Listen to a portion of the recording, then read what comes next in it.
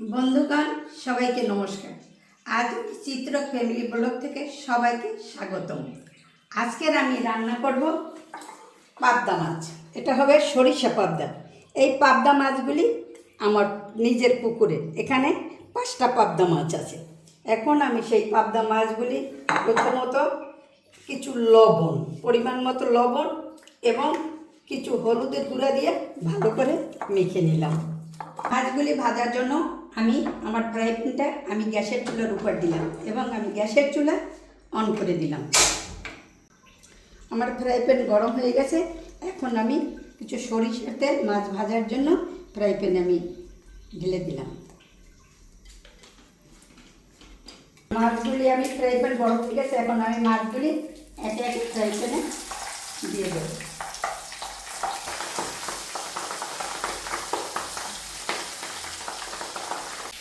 মাছগুলি আমার সুন্দর করে ভাজা হয়েছে। এখন আমি মাছগুলো একটা তেলেতে তুলে নেব।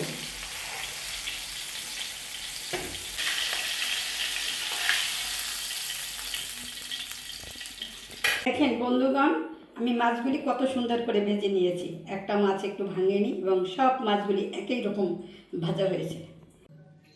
এখন আমি চুলা অন করি। অন করে চুলোর উপর আমি কড়াই দিলাম। সরিষা পাবদা রান্না করার জন্য আগে আমি দিলাম কড়াইতে সরিষার তেল, তারপরে দেব 2টা শুকনো মরিচ, তারপরে দিলাম কালো জিরা। এখন সরিষা পাবদা রান্না করার জন্য ম্যারিনেট করা আমার এই সরিষা বাটা, এখানে সরিষা বাটা, কাঁচা লঙ্কা বাটা এবং কাঁচা জিরা বাটা সবটা মিক্সড করা। এর ভিতরে এখন আমি পরিমাণ মতো হলুদের গুঁড়া দেব, মরিচের গুঁড়া দেব, সঙ্গে একটু দেব জিরা বাটা। এখন সামান্য একটু জল দিয়ে এটা আমি ভালো করে মেখে নেব।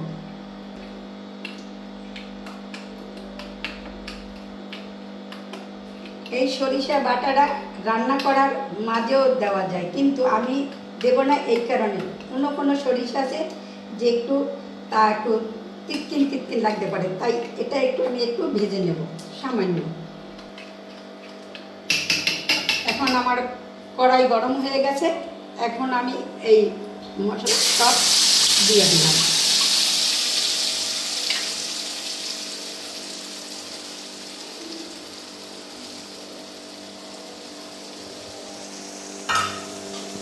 হ্যাঁ, মশলাটা কষানো হয়ে গেছে। আমি এখন অল্প পরিমাণে একটু জল দেব।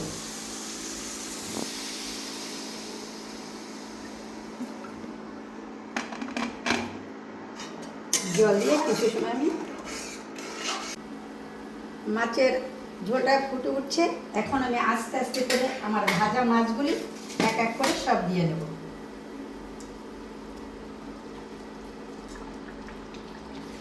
এরপরে আমি 2টা কাঁচামরিচ দিয়ে দেবো। আর কারণ হচ্ছে সরিষা পাবদায় কাঁচামরিচে খুব স্বাদ লাগে, তাই 2টা আমি কাঁচামরিচ দিয়ে দেব। এখন কিছু সময়ের জন্য আমি একটু ঢেকে রাখবো।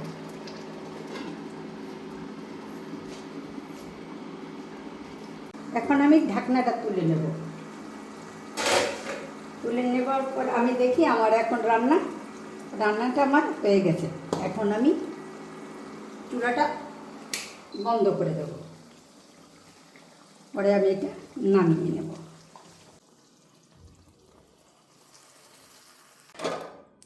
মাছগুলি আমি নামিয়ে নিলাম।